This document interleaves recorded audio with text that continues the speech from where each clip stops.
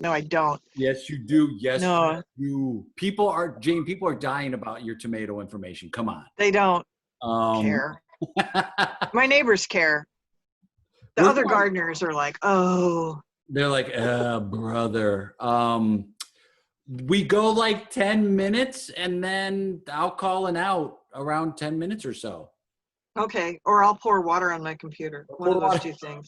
That's the new out. Pour water on your Yep. computer. And then as soon as it fizzes, we're done. Yeah. And then I'll tell you how many suggestions that we got, and you just pick a number, and then Oh, cool. and then I'd read some of them. I should have counted them. Should have counted, picked the one I wanted. there's a couple that are like that people are going, oh, I hope it's this one. There's a couple that people are doing that. I think it's just gonna be very random, but whatever Sure, you will be. What are the ones you liked? I'll tell you. How about this? I'll tell you after. Okay. I'll tell I you. can't remember the ones I liked now. Frankly, I'm old, so can't retain that information that long. Oh my gosh, I tried to do a scene today with someone where it's like, let's just repeat what we did, and I forgot. I was Yeah. like, oh, I don't remember anything about what we just did. So we've got, let's see, I'm titling this now. Yeah, here we go. This big shirt on is flying all over me. I don't like it. It is, you're killing with the wardrobe today. And seriously, I'm killing it. that background is so great. I do like it. I gotta say, there's two people here, me and you. That's right. Participant. We did a show on Sunday though with Immediate Theater, and there were, when I looked right before the show started, there were 78 people. So I'm sure a few more, came in. Wow. And now I have the link, so I can post the link and everybody can watch the show that wasn't there live. But it was all monologues. It was fun. But we improvised them. Oh, so we got a where, and it. then I got like hotel room, and then you do for however long, and then somebody goes, stop, how much time has passed, and then it's random, 5 minutes, 2 days, 6 months, 7 years, and I'm still in the hotel room, or I'm back at the hotel room. And you do that twice. So there's 2 time jumps in a monologue. And then you get to go kind of tool it up a little, which mine was really fun because my hotel became about existentialism. Yes. And it was called the Nietzsche Hotel. Yes. And I had a virtual background of a hotel room, this way with the terrible picture on the wall. Yeah. Then I switched out the picture with Nietzsche quotes all during the entire thing. Oh, wow. So at one point the character goes like, oh God, and then it says God is dead. Wow. It was super fun to do. It was so scary and stressful because you have to do your monologue in the, Yeah. text. And when we rehearsed it, I screwed it up so royally. That's the time to do it, though. Yeah, right? Bad dress rehearsal, good show, right? Always. Yeah. Who called the time jumps? Is there a director? Dan Keslinette is the director, and his wife, Deb LaCosta. And he would call the time jumps, but not the amount of time. So the rest of the cast, because we were just in a Zoom workshop, would say whatever time. And mine was always a day apart. That was just like the next day. Oh, that's cool. So that's just what I got. I didn't, which was great actually for me. What happened to her the next day. And are you gonna put that up like on Facebook? Yeah, I think it's probably, I don't know if other people have put it up yet, but Okay. if they haven't, I will. You can find it. It's online.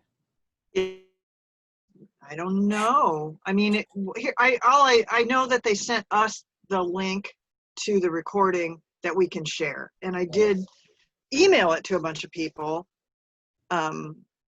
So I haven't posted it yet. Got it. And you know what I'm thinking of doing, and I don't know if this is possible, but I'm thinking of putting it on the Fanatic website. Oh, yeah, I bet it could live on there for sure. Yeah, I think. Yeah. Yeah, we have a guy that does that. And the other thing I'd like to do is break all the monologues down so we each have our individual monologues. Cool. Like Jeff has a really funny one about being at a ZZ Top concert and having an inner powwow. It's like really funny. Oh, that's great. And I can't wait to, I'm going to do one of these with him too. I can't wait to do that. Oh yeah, good. So great. Well, I look forward to that. That's such a great idea. And we've got 38 suggestions. So pick a number 1 to 38. 1 to 38. I will pick 15. Oh, perfect. 15. All right, here we go. 1, 2, 3, 4, 5, 6, 7, 8, 9, 10, 11, 12, 13, 14. Oh, this comes from Dan Ryan. And it's not, Do we know Dan Ryan? well, Is the Expressway has given us?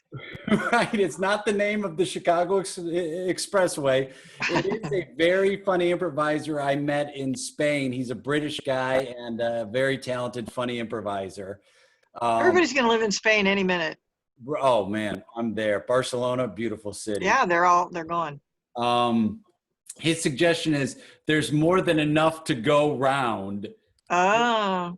There's more than enough to go round. I know. Yeah. You know, people think that loaves and fishes thing was a miracle. I did. Yeah, it wasn't. You think it actually happened? Well, yeah, I think it happened and it wasn't a miracle. You think it's a commonplace occurrence then? I think everybody had a little food with them. Uh-huh. When they asked for food, somebody went, well, I got a loaf and a fish.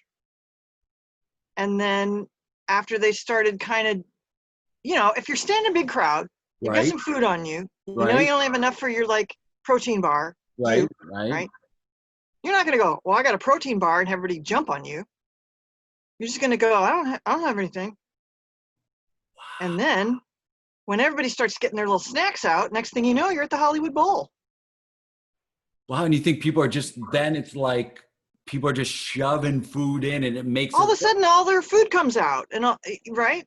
You had more than you thought. Right? All of a sudden, they didn't just, these are ancient people. and you know what happens too with stories, right? It's always more as it goes. You tell the story, and Yeah. then the next iteration, it's a little bit more, and then a little bit, and then next thing you know, it's like what is it? 2 fishes, 5 loaves, 5 loaves and 2 fishes. right? I And then think. it fed a multitude, and it's like, well, I think because humans like to add a little bit to it, and it's also always the matter that I want you to know, since I'm telling the story, I want you to know it was super important. It was a big deal. But It was a big deal that all of a sudden all this food happened. yeah, this food On happened. account of people. But you know, if it's like this Confederate statue thing, like let's just tell the real story about this. And that's a better story. And the better Right. story is people would share with each other if they had to, when they need to. Oh, that's interesting. But if you say that, then you're not putting emphasis on some sort of deity providing for It's going to everyone. help you and fly down out of the sky. Right. No one's going to fly out of the sky. Right. But I feel like humans need something that they feel they have to believe in. They can't They believe do. in the simplicity. Can't they just believe in each other? No, Well, we've proven that, right? we have. Every day we've proven that, and for generations we can't do that for some reason. But that seems to be, why is it that's the simplest answer though? Because it is the simplest answer. But, you know, isn't there some kind of psychological thing about the simplest answer? You figure it can't be that simple? Yeah, Some kind of, I want to say it's Occam's razor. I can't remember. Let's It's just not say- Schrodinger's cat. No, and that's funny you say that because that's what I was thinking too. And that's the one where like, is the cat dead or not? Right? That's the cat's. Yeah, something like that. I think it's Occam's razor. I think it's the simplest answer is usually the most. I think you're right. I think that's what it is. Yeah. I just, you know, I just think we ought to put some social distancing stickers on chairs. Well, they've tried to do that. And you know what happens is somebody comes along and they remove that social distancing sticker from the chair. So now, right. So now we're asking each other to actually trust each other with some fish and a loaf. And you won't do it. And then you wonder why it had to be a miracle, right? Yes. Like somebody said, hey, everybody's hungry. What do we got here for food? Let's see what we can do. And nothing, not me. And you know what You happened? had it all along. It was in your damn pocket. Right. And then get out your protein bar. What happened is somebody wasn't even there, then claims to be there and then said, oh, no, it was provided for us. Like they weren't even there. They want to hop onto that story. That was probably me. Really? I'm probably I'm a hopper on the story type. What story can you claim? Do you claim that you were a part of that you weren't? Oh, nothing springs to mind, but I know I've done it. Just like I know I've done like a horrible thing like that lady that made the botched Jesus, where you start to fix something and then it gets really bad, but you still think you can fix it. And then all of a sudden it's completely out of control. I know I've done that, but I don't remember when. But yeah, I've glommed onto some stories. Sure I have. I got one, I know. Okay, yeah, tell. So I had a friend who was smoking pot in his dorm room, and somebody walked by and said, oh, can I try some? And then drank the bong thinking it was a drink. And so I've told that story as if it happened. Oh, like it was you? Like it was me. I've done that too. So I have done that. I know I've done that. I can't think of an actual, but I know I've done that. I've done that. And I think it's because I want to feel like I'm a part of something. I think it's because you want them to believe the story. Yeah. And if I say, oh, this thing happened to this friend of mine, then it's like an urban myth, right? Like, right. There were never any razor blades in apples. That never happened. But it was a myth. Kids stopped trick-or-treating for like years. Yeah. And I think it's that same thing with like, you're right. There's no story behind, hey, is everybody hungry? Yeah, okay, let's see what we got. Let's put it together. Hey, we ate. We have all these energy bars, but there is a story. It's real simple. It's very simple. The simplest explanation is the best. It's the best, but there's a story behind. I was a part of a miracle. Yes.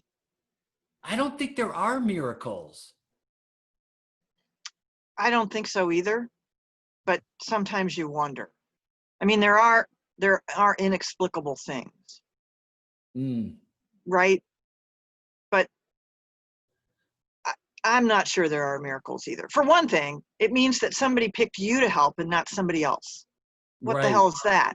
Right. Like, how come God has a plan for you and it's kind of nice, but God has a plan for another lady to like scratch out a living on the Sahara? Right. Why does she get that plan? And why are some people grateful for that plan too? Why would they be okay with somebody else getting a plan like that? Maybe it's to keep me in line and for me to live a better life for fear of being that, for fear of having that life. Yeah, but aren't we afraid of that anyway? I mean,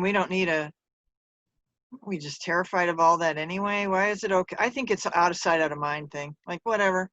You think so? Yeah, I think once you're happy with the plan God has for you, you're good. You just figure God has that's the story, isn't it? God has a reason. He has a reason.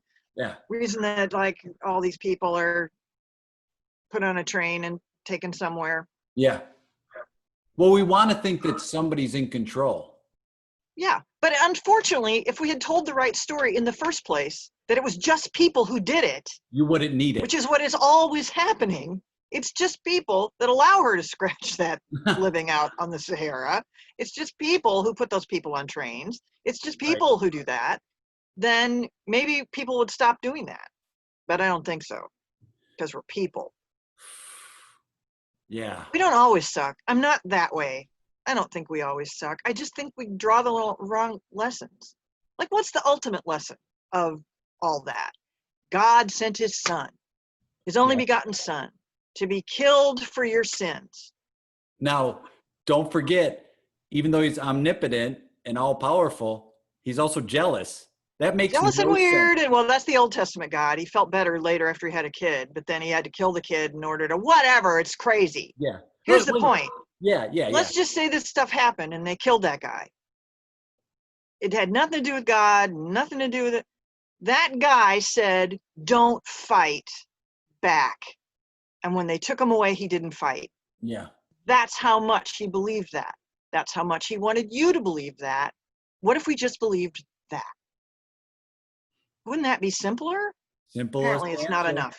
Simplest answer. We want to make things complicated. That's what humans do. We want to complicate things. We can't keep things very simple. We want, like the Bible. What's the golden rule, right? Do unto others. Yes. That's it. Like if you just kept that in mind, everything would be so much better. But we want to make it complicated. We want to make everything complicated. We want to make we want to make it so like I know the one true religion of all the religions. I'm aware of the one. Like everything has to be really, really complicated. And if we kept Which is why you have QAnon. Yes. You want to be the one that knows. Everybody wants to be. I know. I know. Nobody else knows. I'm in the club that knows. This club we know. That's the problem. It is the problem. Hey. It's hard not to just figure we suck. I mean, if you did figure that, would you want to stick around? Oh yeah, I guess your brain tricks you into wanting to stick around. Yeah. It's hardwired to trick you into wanting to be alive. Yeah. And it wants to survive. It does. So that's why it's like you're put in a sense of constant search for the truth or the meaning of this. It's like there's probably no meaning to life. It's just enjoy the ride and then it's over. Good luck. Yeah, good luck. It all gets really shitty as it goes on. I'm telling you. It gets shittier. And really, who wants a loaf and a fish? Oh, well, you're very like, I guess maybe if you're really hungry, then it's okay. You gotta be real. Cooked? No. Was it just a dead fish? It's a dead fish that just was sent around. So people were hungry. How many people touched? I'm sorry. There's so much bacteria. Here's the miracle. No one died. There's your miracle. That's the miracle. Everyone lived. Until they didn't. Oh, man. I could have gone on forever with that scene. It's so good. Like, Jane, at what point did you just, and I mean this in the best way, at what point did you just stop caring about how good the scenes were going to be and just started playing? Do you remember? Was there a point where you're just like, oh, I don't think I think I worry about, I mean, I don't worry. When I go on stage, I think, oh boy, I don't know anything. I kind of like that. Jeff calls it the tolerance of ambiguity, right? That an artist needs to be able to tolerate not knowing until they do know. And not just know, but have kind of the better answer. Like there's 70 answers, but ooh, this one is especially juicy. Yeah. Right? So I enjoy that. But I don't want to have a shitty set or a bad scene. No, I don't think it's like but that. I don't, once it's rolling, I just try to stay in. I don't. Yeah. I think we go into. You hope somebody cuts you, right? It stinks. Go next. Well, I think for sure, and I think like, yeah, we don't go into it going, I hope this sucks, but I think go into it going like it's gonna be what it's gonna be, and I don't have to get as maybe it's like I'm not as anxious because I'm going to do another one pretty quick after the scene. So like, absolutely. If I hold on to each one to be perfect, it's going to paralyze. It's not going to happen. It's not going to happen. Yeah. And you're just going to be second guessing yourself all the time. And there's that weird thing going around. I've noticed where people go, don't think. And I understand the impetus of that idea. Like, don't think. It's react would be a better. Yeah. But the truth is, how you got to think. All the I mean, time. it's all pattern. You have to recognize patterns and pull strings together, and yeah, there's some thinking going on. There's nothing wrong with it. Like you're constantly thinking and coming up with ideas, and you're also sometimes like censoring these moves that you shouldn't do. You have, Perhaps, yeah. otherwise you're like a sociopath and you get up there and you're just spewing things and it's like, Oh, I think that's what I do. no, I think I'm just a sociopath that can't shut up. no, you're so like, you're one of those people that people watch and they go, she makes it look so easy. Like everyone thinks you know what you're doing. And the truth is you don't know. I That's don't the know. truth. You don't know. You just, I think, have more experience, and you just get up there when people they might let their brains take over more than you do.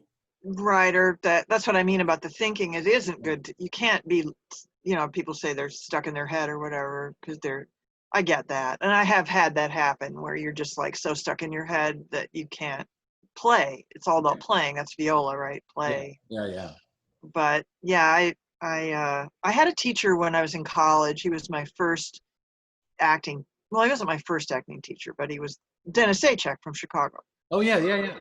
And he, we're all bright little 18-year-olds at this point, and he said, theater it's live, and so whatever you do, it's gone.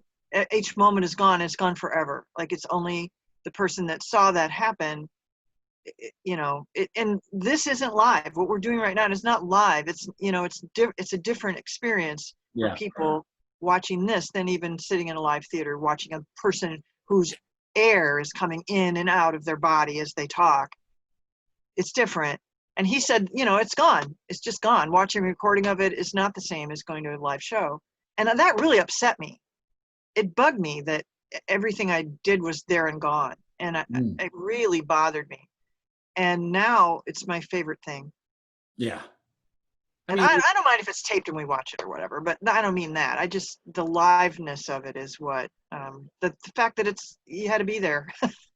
Totally. And that's the thing of like, the closest we can get right now, I think, online to doing that is when the show is done, taking it off social media. Like that's the closest we can get right now to have to be there, is like, you got to watch it right now. That's just what we're dealing with here. But the feeling of that theater and the energy in the theater and the energy between the audience and the performers and the energy between the performers and the person who's pulling lights, like it's hard to replicate that feeling.